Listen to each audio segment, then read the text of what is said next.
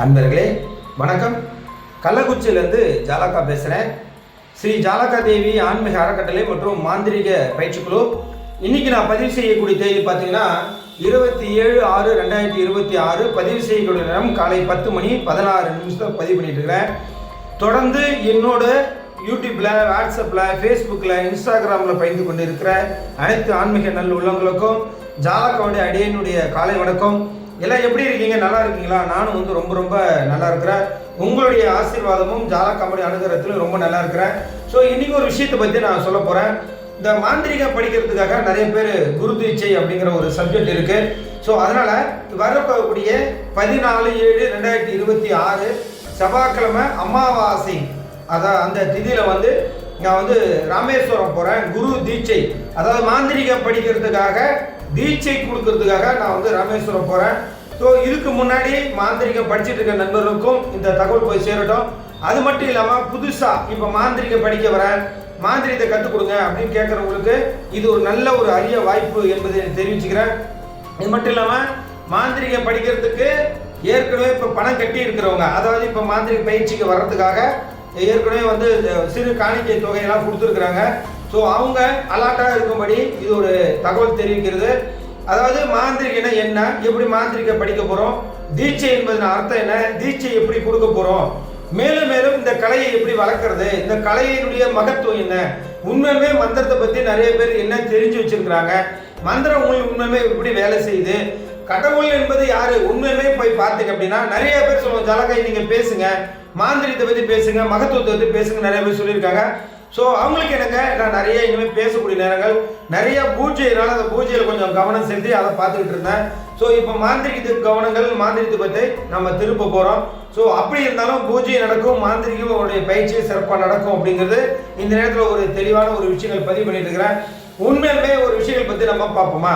இப்போ ஒருத்தர் ஒரு குழந்தைக்கு உடம்பு சரியில்லை கேட்குறாங்க, ஐயா என் குழந்தை பயந்துக்குச்சுங்க, ஏதாவது காசு இருக்கு, ஏதாவது பேய் பிசாசு போல இருக்குது, அந்த குழந்தைக்கு ஒரு விபூதி பிடிச்சி போடுங்கன்னு சொல்றாங்க. ஸோ அந்த இடத்துல டோன்ட் இஸ் அ பாயிண்ட் நண்பர்களே.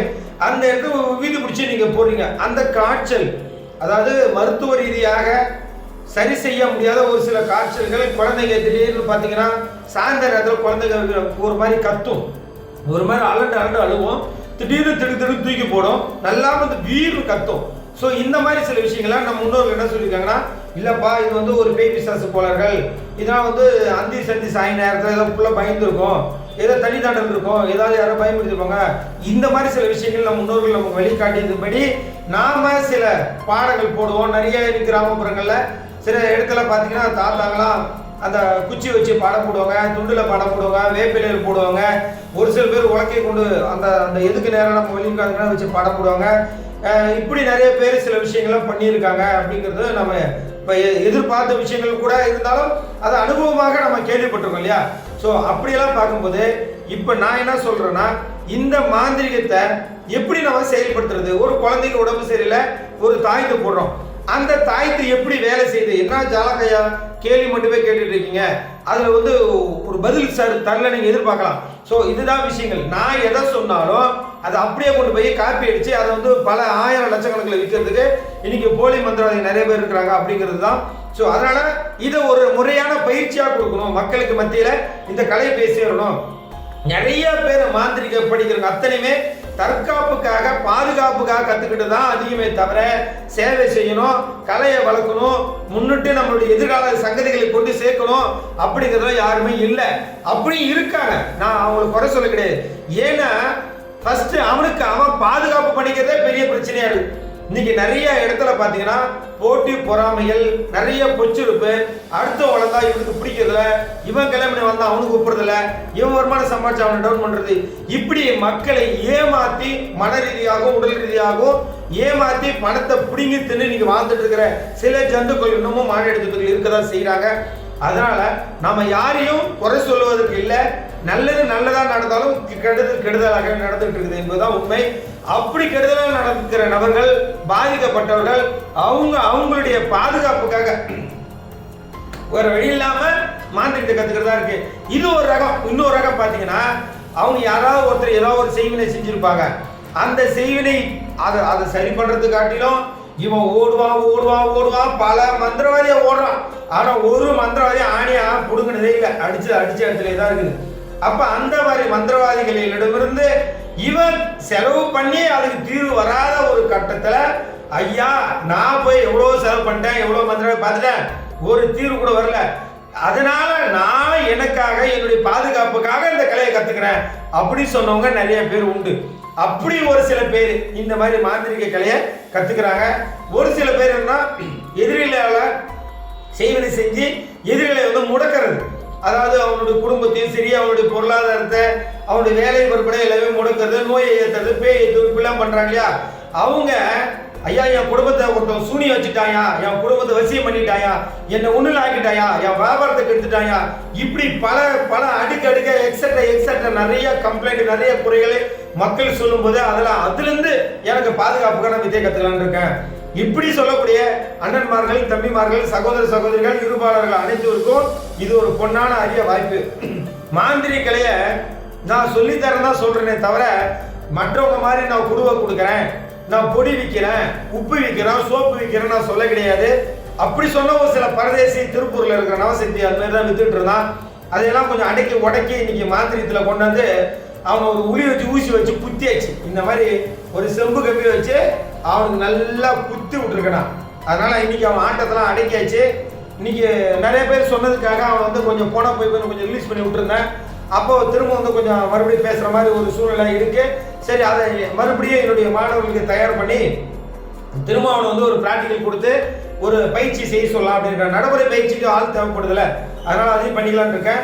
ஸோ அதனால மாந்திரிக பயிற்சி என்பது ராமேஸ்வரத்துல தான் நான் கொடுக்குறேன். நிறைய பேர் கேட்குறாங்க, ஐயா நீங்க ஜாலகம்மா கோயிலே கொடுக்கலாமே, தீட்சை கொடுக்கலாமே, ஐயா நீங்க பக்கத்துல ஏதோ கொடுக்கலாமே, எதுக்காக எங்களை ராமேஸ்வரத்தை வர சொல்றீங்க அப்படின்னு கேட்குறாங்க.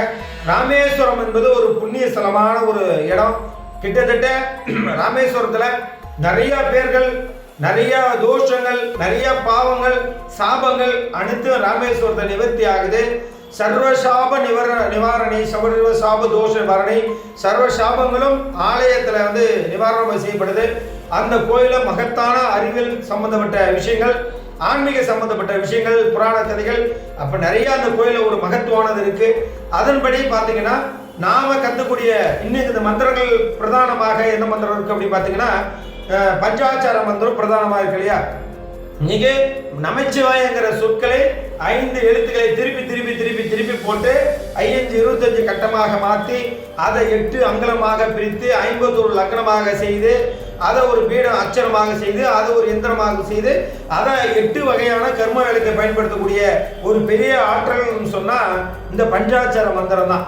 இந்த பஞ்சாச்சாரம் மந்திரம் அவ்வளோ எளிதில் யாருமே பஞ்சாச்சார தீட்சையோ இல்லை சிவ தீட்சையோல இந்த மாதிரி நிறைய பேர் வாங்குறது வாய்ப்பு இல்லை. நிறைய பேர் மாந்திரி படிக்கிறவர்களாம் பாருங்க, காளி தீட்சை வாங்கினா, குடிச்சதை வாங்கினா, பொருளை வாங்கினா, ஜின்னு வாங்கினா, பண்ணு வாங்கினா, டீ பிஸ்கட் வாங்கணும்னு சொன்னேன். அத்தனை பேர் இருக்காங்களே தவிர நான் பஞ்சாச்சார தீட்சை கொடுத்துருக்கேன், பஞ்சாச்சாரத்தினுடைய மகிமையை நான் சொல்லி கொடுத்துருக்கேன் அப்படின்னா இல்லை. ஆனால் இன்னைக்கு நான் பாருங்க, இன்னைக்கு டேட்ல நான் இந்த வீடியோ போட்டேன்னா பஞ்சாச்சார தீட்சை கொடுக்குறேன்னு, இனி எனக்கு பின்னாடி திரைக்கு பின்னாடி இந்த மாதிரி திரைக்குள்ள இருக்கிற பரதேசி அத்தனை பேருமே பஞ்சாச்சார தீட்சை கொடுக்குறேன் அப்படின்னு சொல்லி இதையும் ஆரம்பிச்சிருவாங்க. ஸோ அதுக்கு நான் பொறுப்பு இல்லை. போலி மந்திரவாதிகள் போலியாக இருக்குதான் செய்கிறாங்க. கிட்டத்தட்ட 2017 இருந்து சொல்கிறேன், எவனாவது ஒருத்தர் போர் தொடுக்கணும்னா மந்திரத்தில் போர் தொடுத்தா வாங்க பேசி பார்ப்போம், முட்டி பார்ப்போம், மோதி பார்ப்போம், இல்லையா எனக்கு சூனி வைக்கிறீங்களா வையுங்க, ஆனால் நானும் உங்களுக்கு வைக்கிறேன். வெளிப்படையாக ஜாலக்காக்கு சூனி வைக்கிறேன்னு சொல்ல தைரியம் எவனா ஒரு ஆம்பளையா இருந்தா நான் அவனுக்கு வெளிப்படையாக நானும் வச்சு காட்டுறேன். அதுக்கு நான் பயந்த ஆளு கிடையாது அப்படிங்கிறதா உண்மை. 6 ரிலீஸ் ஆகு 100 ரிலீஸ் ஆகு, இந்த உசுறு இந்த மசுருக்கு சமானம் நினைச்சிட்டு போறோம்னா அதுக்கெல்லாம் அங்கே பயப்படுற மாதிரி கிடையாது. அதனால நான் என்னோட விஷயங்கள் என்னன்னா, என்னுடைய மூச்சு இருக்கிற வரைக்கும், என்னுடைய திறமை இருக்கிற வரைக்கும், என்கிட்ட இருக்க அனுபவங்கள் இருக்கிற வரைக்கும் ஒவ்வொரு நாளும் ஒவ்வொரு விஷயங்களாகும் இந்த கலையை வளர்க்கணும், மாந்திரிகத்தை கத்துக்கணும், ஆன்மீகத்தை அடிப்படையில் இருந்து மேல்நிலை நோக்கி கொண்டு போகணும், சூட்சும ரகசியங்களை கற்றுக் கொடுக்கணும் அப்படிங்கிறது என்னுடைய எண்ணம். நிறைய பேர் நிறைய விதங்கள் சொன்னாலும் கூட என்னுடைய ஸ்டூடெண்ட்டுக்கு, என்னோட மாணவர்கள் இன்னைக்கு இந்த செகண்ட் இந்த நிமிஷம் வரைக்கும் எந்தெந்த மாவட்டத்தில் இருக்காங்க கூட நான் ஒரு சொல்லிடுறேன். எனக்கு ஒசூர்ல இருக்கிறாங்க, கிருஷ்ணகிரியில் இருக்கிறாங்க, அது அடுத்து பார்த்தீங்கன்னா கோயம்புத்தூர்ல இருக்காங்க, மதுரையில் இருக்காங்க, அரியலூர்ல இருக்கிறாங்க, சென்னையிலே நிறைய பேர் இருக்கிறாங்க. அப்புறம் அதில் பார்த்தீங்கன்னா ஆந்திராவில் இருக்கிறாங்க, ஸ்ரீவில்லிபுத்தூரில் இருக்கிறாங்க. அப்புறம் இந்த இப்போ எங்கள் ஏரியாவில் 2-3 பேர் இருக்கிறாங்க. அப்புறம் இன்னும் சடனாக சொல்லும்போது சரியாக தெரியல. இந்த மாதிரிலாம் இருக்காங்க. இப்போ புதுசாக அடுத்ததாக இப்போ அப்டேட்டாக வரப்போடுங்க. மறுபடியும் கோயம்புத்தூர்லேருந்து பணம் கட்டியிருக்கிறாங்க, போடியிலேருந்து பணம் கட்டியிருக்காங்க, கும்பகோணத்துலேருந்து நம்ம ஐயா ஒருத்தர் அவர் வந்து பணம் கட்டியிருக்காங்க. ஸோ ஸ்ரீவில்லிபுத்தூர்லேயே திரும்பவும் மறுபடியும் இப்போ ஒருத்தவங்க ஒரு அம்மையார் பணம் கட்டியிருக்காங்க. ஸோ அப்படி சென்னையிலேருந்து இப்போ நிறைய பேர் இந்த மாதிரி நிறைய பேர் அந்த மாந்திரிக கலையை கற்றுக்கணும், அவங்களுக்கெல்லாம் தெரியுது எங்கே போனால் வித்தை கற்றுக்கலாம் அப்படின்னு சொல்லி. ஸோ அதனால் என்கிட்ட வந்து இந்த புக் இருக்குதா, அது இருக்குதா, இது இருக்குதாலாம் இல்லாமல் சொல்கிற விஷயங்களை காது கொடுத்து கேட்டு கண்டிப்பாக நீங்களும் கலையை கற்றுக்கலாம். மகத்தான கலையை கற்றுக்குவோம். கற்றுத்தர நான் தயாராக இருக்கேன், கற்றுக்க நீங்கள் தயாராக இருங்க. இந்த பிரபஞ்சத்தோடு ஒன்றிணைஞ்சு ஓடுவோம், போராடுவோம், தெய்வத்தை கண்ணில் பார்ப்போம். மாந்திரிகத்தை மகிமையை, மகத்தான மகிமையை, மாந்திரிக ஒரு பெரிய ஆற்றல், அது அவ்வளோ சீக்கிரம் யாரும் கிடைச்சிடாது.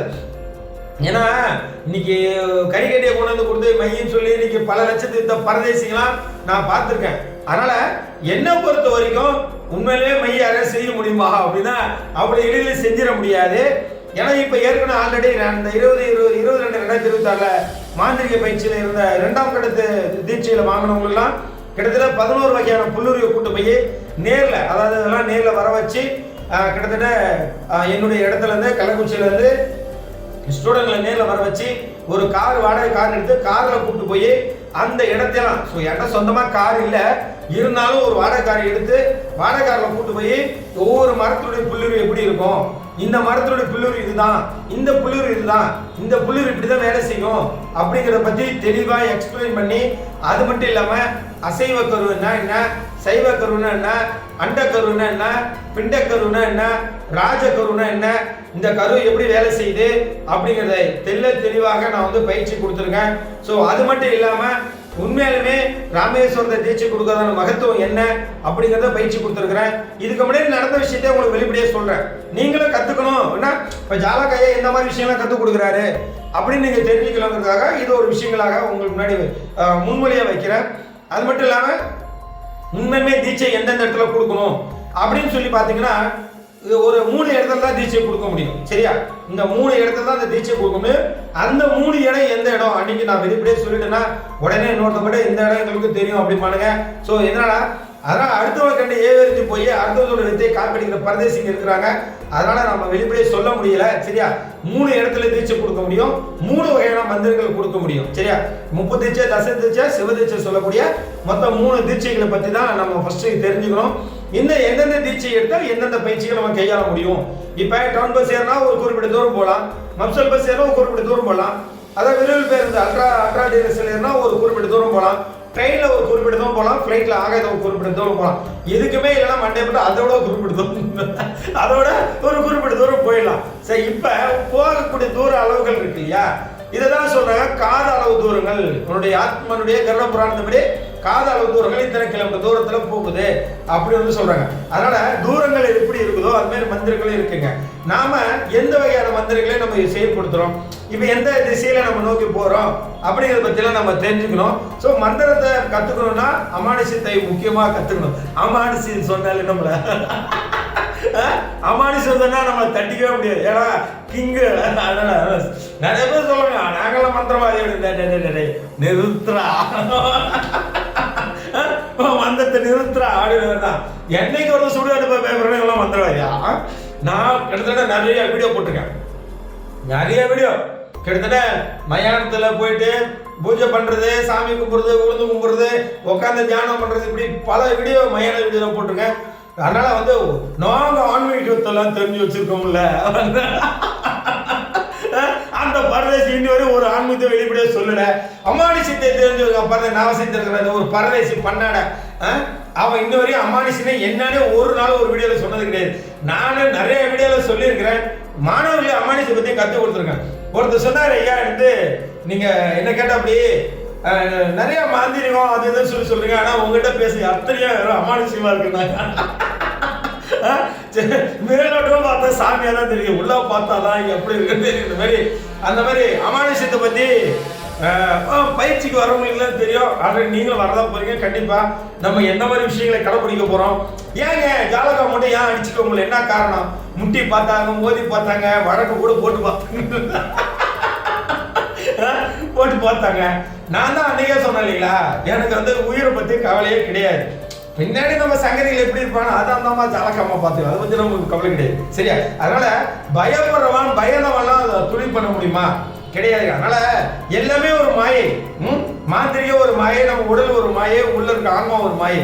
உள்ளத்துக்கும் உடலுக்கும் ஆன்மாவுக்கும் மனது உடலுக்கு சம்மந்தம் கிடையாது. எப்போனா வெளியே போட என்ன வேணா பண்ணும். இன்னைக்கு நீங்க என்ன பேசுறீங்க, நான் உங்ககிட்ட பேசுறேன், திடீர்னு நாளைக்கு நான் பேச கூட நிறுத்திடலாம். அதுக்கும் சம்மந்தம் இல்லை. அதனால இப்படிலாம் இருக்கும்போது என்ன நடக்குது, மாந்திரிகத்தை எப்படி நம்ம கையாள முடியும், தெய்வத்தை பார்க்க முடியுமா அப்படின்னு கேட்டா முடியுங்க. நான் இல்லைன்னா சொல்ல மாட்டேன். ஆனா இந்த கண்ணுலாம் பார்க்க முடியும் அப்படின்னு நான் சொன்னது கிடையாது. ஒரு தரம் நீங்க வந்து தியானம் பண்ணா அமானுஷத்தை உணரலாம், தியானம் பண்ணா அமானுஷத்தை இப்பெல்லாம் உணர முடியும். ஏன்னா முட்டா பசங்களால நிறைய மந்திரம் முட்டா பயில வச்சிருக்கா. என்ன சொல்றான் ஒருத்த வந்து வெத்தலை காம்பு தேனை தொட்டு வெத்தலை காம்பு வசியிடும். அப்படிலாம் பார்த்தா மலையில ஏறி தேன் எடுக்கிறவங்கலாம் வெறும் வசியம் ஏன்டானா பதில் தெரியல. ஸோ ஆனால் இப்படிலாம் இருக்குங்க. மாந்திரிகத்தை பற்றி கண்டிப்பாக நான் வந்து பயிற்சி கொடுக்குறேன், நீங்களும் கற்றுக்குங்க. ஏன்னா மாந்திரிக கலை என்பது ஒரு பெரிய புனிதமான கலைங்க. அது வந்து நான் இது சம்பந்தமாக மாந்திரிக கலை பற்றி நெக்ஸ்ட் வரது ஒரு வீடியோ போடுறேன். ஸோ தொடர்ந்து நம்மளோட யூடியூப் சேனலுக்கு சப்போர்ட் பண்ணுங்கள், நண்பர்களை ஷேர் பண்ணுங்கள், லைக் பண்ணுங்கள், கமெண்ட் பண்ணுங்கள். ஸோ வீடியோ வந்து இன்ஸ்டாகிராம்லையும் இருக்கும். ஒருவேளை இன்ஸ்டாகிராமில் பார்க்குற நீங்கள் இந்த வீடியோ யூடியூப்லேயும் இருக்குது, யூடியூப்லேயும் போய் பாருங்கள் நண்பர்களே. ஸோ உங்களுடைய ஆதரவு கண்டிப்பாக வேணும். கண்டிப்பாக அந்த கலையை கற்றுக்கணும். நல்லது மட்டும் பண்ணுவோம், கெடுதல் பண்ண வேண்டாம். முடிஞ்ச வரைக்கும் கெடுதல் நம்ம பண்ண மாட்டோம். பண்ணுவோமா? ஜாலக்கா கெடுதல் பண்ணுவியாடா அப்படின்னு கேட்டா தெரியல, பண்ண மாட்டோம். போதுமா? சரி பண்ண மாட்டோம், பயப்பட வேணும். அப்படியா? பண்ண மாட்டோம். ஸோ இந்த ஒரு கான்செப்ட் நம்மள எப்பயுமே வச்சுக்குவோம். ஸோ அதனால நல்லதே நினைப்போம், நல்லதே எடுங்க. நன்றி, வணக்கம். ஜெய் ஜாலக பண்ணுங்க. 17/4 சரியா நம்ம வந்து டீச்சை கொடுக்க போறோம். ஸோ தொடர்ந்து நம்மளுடைய பயிற்சியில் வாங்க, நல்ல விஷயங்களை கற்றுக்கலாம். நன்றி, வணக்கம் ஐயா.